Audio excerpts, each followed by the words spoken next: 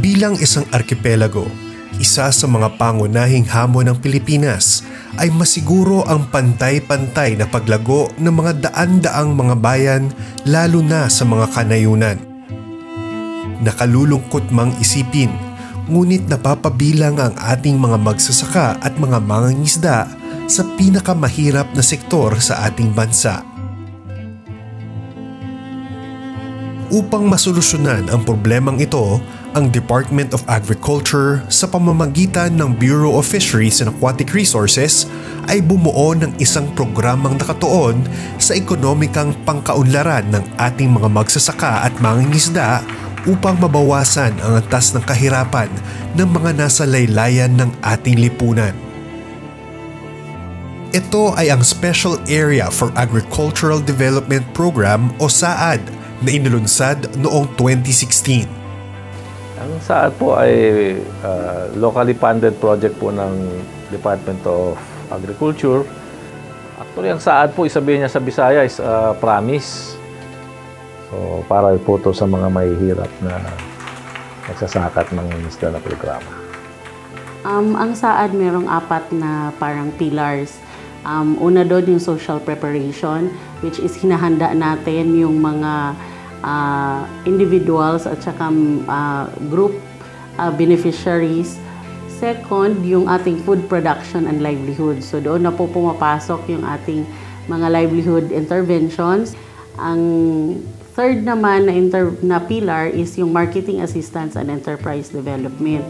So pag medyo nakaka-scale up na sila ng mga livelihoods nila at medyo hinog na sila na para maging enterprise, ang fourth naman is of course yung program management, yung pamamahala of course sa ating implementation ng ating project.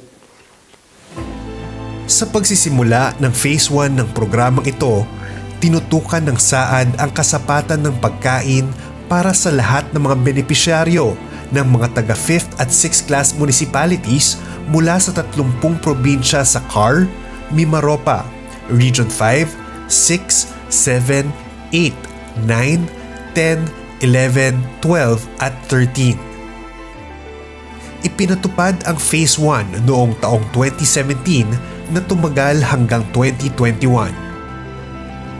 Sa pamamagitan ng social preparation, food production at livelihood intervention ng programa, napataas ang produksyon at pagiging produktibo ng pangisdaan sa mga nasabing lugar.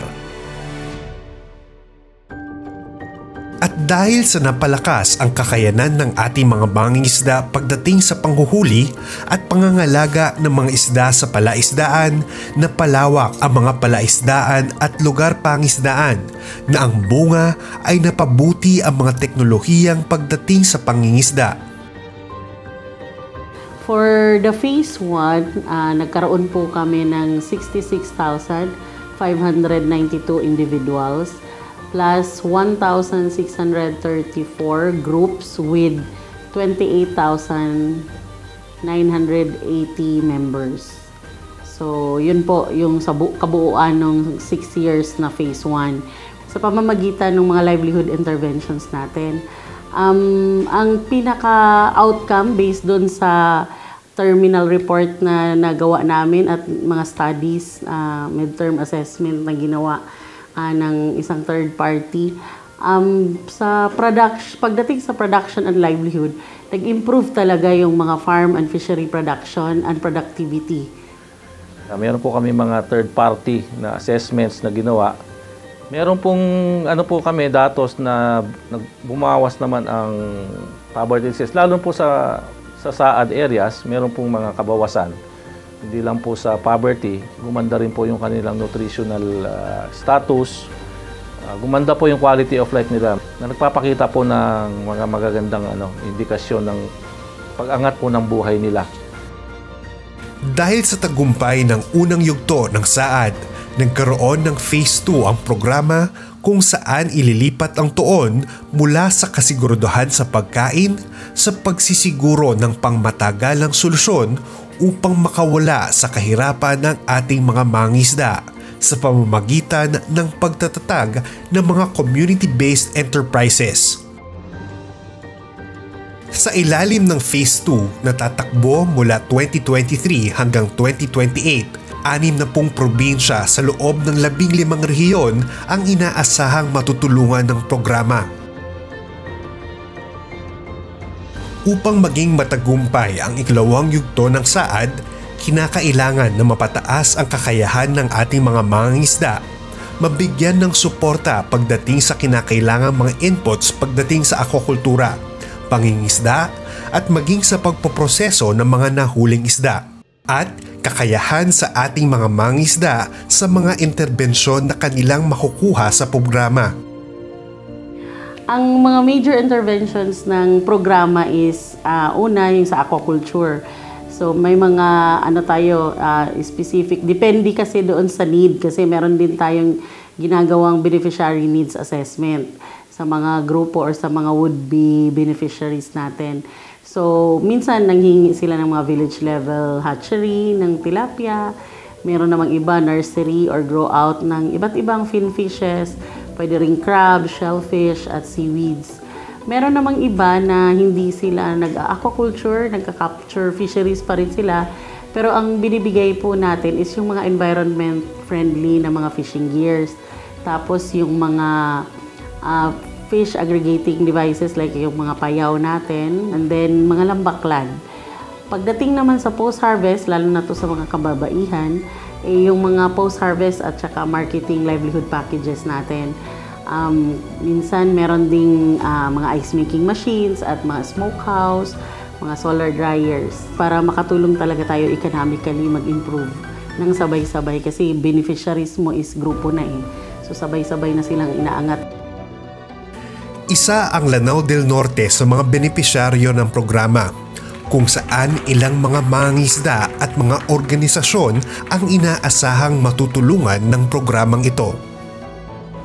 Pagdating ng panahon na mag-harvest kami, may kukunin kami mga percent kung magkano, o pangdagdag na yun, pang matrikula o gamit sa eskwelahan. Kasi may mga halos-halos mga membro ko, may mga pinagpaaral pa. Tapos, yung dagat namin, napapahinga na. Nakapahinga na yung dagat namin kasi nag-focus na kami sa aming proyekto. Itong SAAD, nakadagdag ito ng production. Kasi yung linamon, sobrang liit lang ng municipal water namin. Tapos, yung ma-harvest na bangos, naka-add ng production. Tapos, definitely, nakatulong din sa income ng ating mga fisher folks. Sa amin mga farmers, dahil sa tulong ng kuan, BIPAR at saka sa SAAD, na gawa namin ng mabuting tulungan kami para madagdagan ng aming anak buhay dahil sa binigyan nila ng mga tulong. Gamitin namin sa tama para may souvenir kami ng SAAD at saka mga gobyerno natin. Ang SAAD program ay naging daan para mapaunlad namin yung aming tilapia production at masaganang agrikultura at masaganang pangisdaan.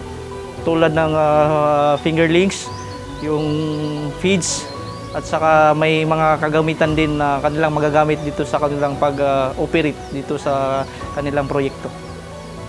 Sa mga asawa naman ng membro ng association, yung mga may binibigyan sila ng pagkakataon na masali sa mga aktibidad ng proyekto, tulad nga po ng training on mga post